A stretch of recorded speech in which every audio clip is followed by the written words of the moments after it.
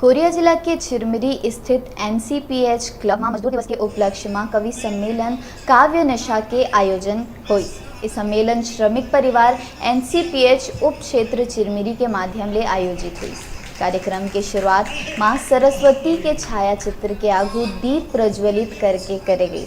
कार्यक्रम में सबले पहली मुख्य अतिथि मन मजदूर दिवस के उपलक्ष्य में अपन विचार व्यक्त करें। ओकर बाद कवि मन कविता पाठ करें। ए मौका में काफी संख्या में श्रमिक मन उपस्थित रहे।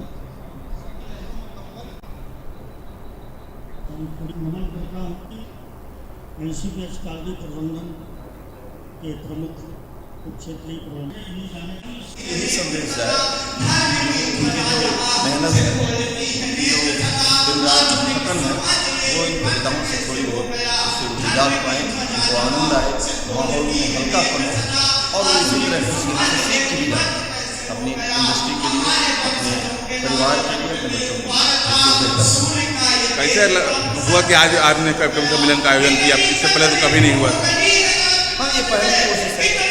NCPH परिवार सभी परिवार की ओर से हमारी पहली कोशिश है और इस कोशिश की जो परिणत होगी, जो हमको इसका असर देखने को मिलेगा, उसके बाद हम और आगे इसी तरह का कोशिश करेंगे। कहाँ से कभी उपस्थित हुए हैं? हमारे बीच आए हैं, एक है बम्बई से,